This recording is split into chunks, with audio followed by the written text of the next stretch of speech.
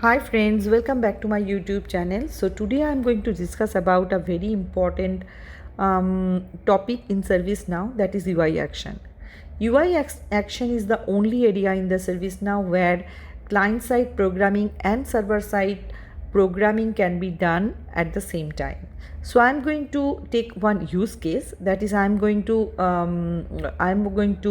write a UI action to build a font button that is called reopen on the problem record. So what I'm going to do is, as you can see, I open the UI action on problem table, and there I am putting one action name because action name is very important. By that action name this UI action will be called.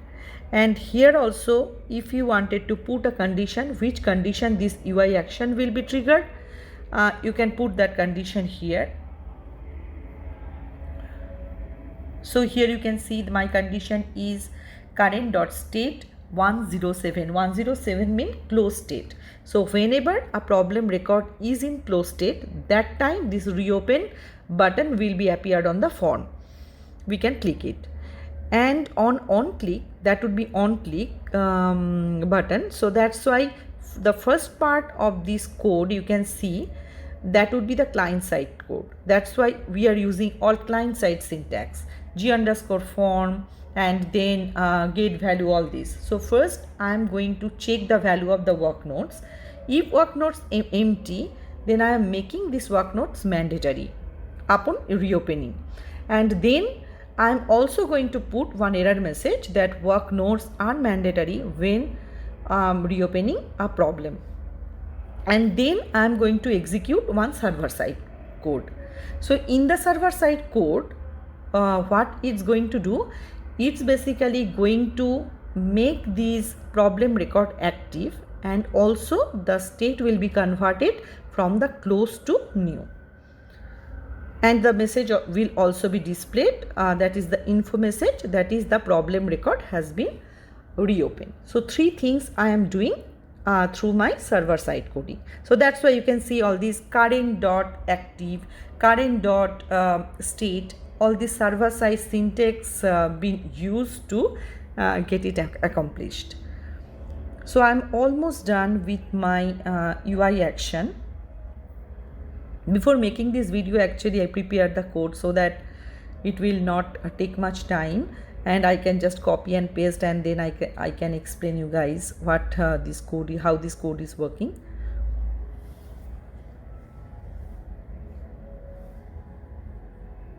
So as you can see that current.active true, current.state is new state. So that is what exactly I'm doing through my server side coding. So now I'm going back to the problem record.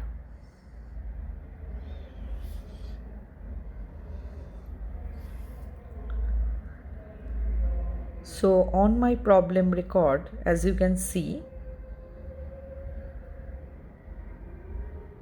this is not, you don't see this reopen button here because I took one resolved record. But what I have to take, I have to take a problem record which is in closed state.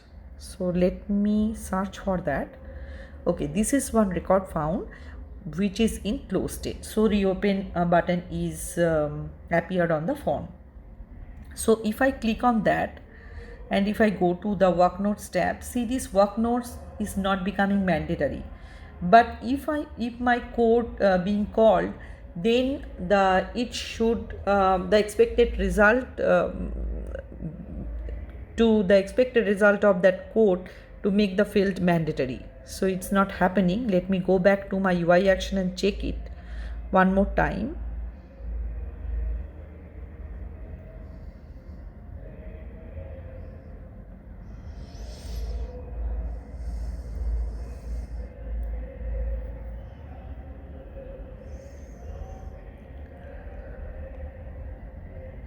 So here you can see, okay, so the on click part, so this function should be put in the on click field. So that was missing. That's why when I am clicking this reopen, button, it is not actually calling the function.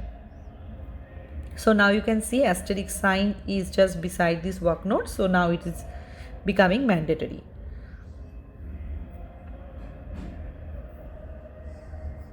So if I click the reopen button again, so see this problem, this problem name, problem number, and then reopen. So that is basically doing through my server side coding. So that is one of the use case where we can see the problem client side coding as well as the server side coding are working together. I hope you guys enjoyed the video. Thank you so much. Hi friends, welcome back to my YouTube channel.